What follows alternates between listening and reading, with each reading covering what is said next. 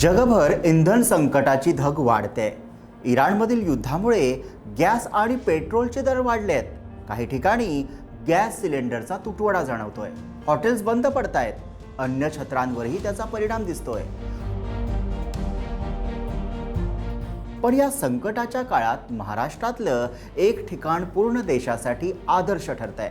कारण गॅसची टंचाई असताना दररोज 50,000 भाविकांसाठी महाप्रसाद अखंड सुरू आहे।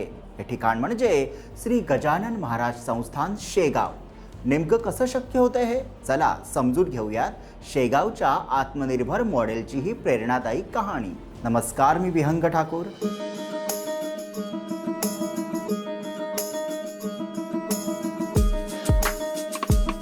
सध्या जगभरात इंधन संकटाची परिस्थिती निर्माण झाली आहे। मध्य पूर्वेतील तणाव आणि इराण परिसरातील संघर्षामुळे कमर्शियल LPG गॅसचा तुटवडा निर्माण झाला।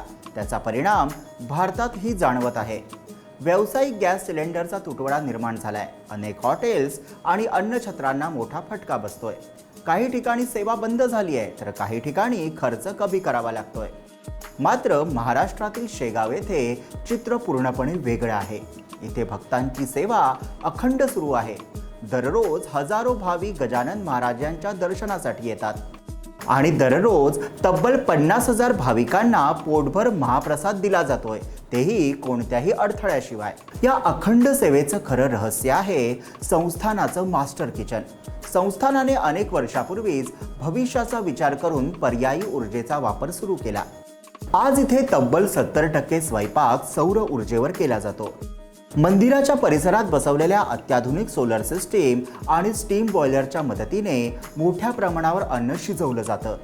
या किचनच्या छतावर मोठ्या प्रमाणावर सोलर पॅनल्स बसवले आहेत। यातून तयार होणाऱ्या ऊर्जेच्या मदतीने मोठमोठ्या स्टीम बॉयलरमध्ये महाप्रसाद तयार केला जातो। उर्वरित 30% स्वयंपाक पारंपरिक लाकडावर केला जातोय, त्यामुळे गॅसवर अवलंबून राहण्याची गरज उरत नाही। या व्यवस्थेमुळे दररोज हजारो भाविकांना गरम आणि स्वादिष्ट महाप्रसाद दिला जातो। भक्तांच्या मते ही सेवा म्हणजे अमृतासारखी आहे। संस्थानाचं अनुशासन, स्वच्छता आणि नियोजन यामुळेच हे शक्य होतंय। आज जगभरात इंधन संकटाचा सामना करावा लागतोय। असं असताना शेगाव संस्थानने आधीपासूनच सौर ऊर्जेचा प्रभावी वापर करून एक नवा आदर्श निर्माण केलाय। ही केवळ महाप्रसादाची सेवा नाही, तर आत्मनिर्भरतेचा आणि दूरदृष्टीचा संदेश आहे। इंधन संकटाच्या काळातही दररोज 50,000 भाविकांना महाप्रसाद देणारी ही व्यवस्था देशातील इतर मंदिरांसाठी आणि मोठ्या संस्थानांसाठीही एक प्रेरणादायी मॉडेल ठरू शकते। कारण योग्य नियोजन आणि पर्यायी ऊर्जेचा वापर केला तर मोठ्या संकटांनाही संधीत बदलता येतं।